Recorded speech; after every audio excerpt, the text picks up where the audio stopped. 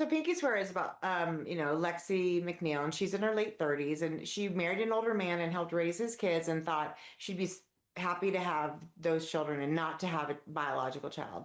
And then, of course, she gets to that sort of that age where you have to really commit to not having your own child, and she changes her mind. And her husband Henry, who's lovely, it says, well, that's fine. I support you, but I don't want any more children. So she pursues a sperm donor and tries to get pregnant. And she's diagnosed with idiopathic infertility, which basically means she can't get pregnant. And at the same time, her childhood best friend, Mara, returns to her life, leaving an abusive marriage. The two girls have been lost touch after the third in their trio died in their senior year of high school. And, Lexi takes Mara in, and through the course of, renewing their friendship and becoming close again, Mara offers to be her surrogate. Seems like a great setup. Nothing could possibly go wrong. And then 4 days before the baby's due, Mara disappears. I was intrigued. I mean, and I think I'm intrigued by motherhood, of course, and I'm intrigued by the idea of sort of what makes a mother, what qualifies. There's a lot of like, if there's the ancient Oprah episode where there were the working moms and the stay-at-home moms battling on stage, and I feel like we've had that same type of experience in lots of iterations about women. Who counts as a mother? Is it if you raise somebody else's child? Is it as motherly as bearing a child and raising it? What about if you give birth to a child and then don't raise it? So I find it's really interesting to explore sort of all the nuance of that. And so for Lexi, and I like to sort of I like to show the honest part of it, because Lexi has a lot of shame that she can't carry her own baby, which is a real thing. You read about, infertility in women, and it happen, how often now it's much more prevalent because women wait a little bit longer to have babies. They establish their careers, and I wanted to really delve into what it feels like when your body fails this basic biological test. So I had a great. I mean, I read a lot. I talked to a lot of people. On the medical side and on the sort of psychological, emotional side, and it was really fun to dig into all the aspects of that. I chose to have Mara disappear sort of 4 days before the baby is due, because it's that pivotal time. I mean, babies are born early, babies are born late. First babies are oftentimes born late, but as it turns out, Lexi doesn't know everything about Mara's history, and so we're not even sure this is a first pregnancy for Mara. So I think that 4 days are sort of, you're everything's packed, the nursery's ready, you're waiting, you've got the bag by the door, and you're just waiting for, the contractions to start and for mom to go into labor. And it is that time where you're not allowed to, I mean, you're really not allowed to travel. You're supposed to be sort of really close to home. And it is like, it feels like it's right at the cusp of birth. So I think at that point, it's a very inopportune time for Mara to go missing. And also I feel like that it was a really natural kind of fun countdown. The book starts at 16 days, you get a prologue, and then you get 16 days before the baby's due for one scene. And then really it's the 4 days before the baby's due that Mara disappears. And Lexi knows that she really only has this short window to find Mara before the baby is potentially out in the world and much harder to locate.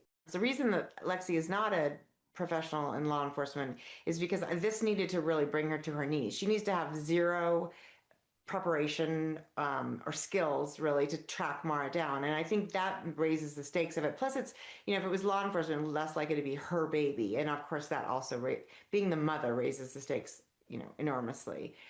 It was fun. I had to do a lot of, oh, this is what a professional investigator might do, and then, oh no, that doesn't work for her. So how would she find her way? Who does she call? And she really is doing it by herself. Her husband is supportive, but from a distance, because he's got something else. He's already got something else he has to do. So she's kind of on her own. And I had a lot of missteps. I mean, I don't know about you, but first draft is a discovery, sloppy mess, pick out the pieces that work, and then draft after draft get a little bit sharper. So it changed a lot from the first draft of the book to what is the final draft was. But it's fun to have fits and starts and think, oh, she finds this one thing and that asks this question, and then there's this other thing that makes that question irrelevant and asks another question. So they grew up in Cleveland, and so I wanted both the other locations to be as far from that as possible. So Lex has been living in Denver with her husband and his children for, lots of years. So when she has to go and figure out where Mara's been in Philadelphia. That's not a town Lexi knows at all. She doesn't have a single friend in that town, and I think that was important. I like the idea also that Philadelphia feels bigger and in some ways grittier than Denver. It's very intimidating. And Lexi's not a super brave, bold woman at the beginning of the book. She has to become that to find Mara and get the baby, but she's not that to start with. So I mean, sometimes it's a little random. I'm like, what's as far from Denver? Not New York City because that felt maybe too big, but and somebody had just visited Philadelphia, so it was kind of a fun. Sometimes it's a little bit out of the hat. There's a woman named Gladys Knight, and two men who are friends with Gladys, and one of them whom she's raising because of extenuating circumstances with his own family, and then his caretaker, because the woman that she's helping raise is actually quadriplegic, and they came kind of, I don't know. Characters sometimes just sort of rise out of the mist for me, and those, Terrence and Damon and Gladys Knight, they become sort of her allies, and really, Damon and Terrence become sort of her co-detectives in Philadelphia. And I had such a wonderful time with them. And in fact, Lexi will not have another book, but there is a part of me that wonders if there's a way to visit Terrence and Damon in a future book because they were so much fun to write. I think for the first time in her life, this is something she wants enough to realize that she would die for it. And also that she can't have this dream that she's so close to realizing and give up. So I think she becomes somebody she even doesn't recognize in the quest to find the baby, who they call Goose. Goose is the baby's sort of nickname in utero.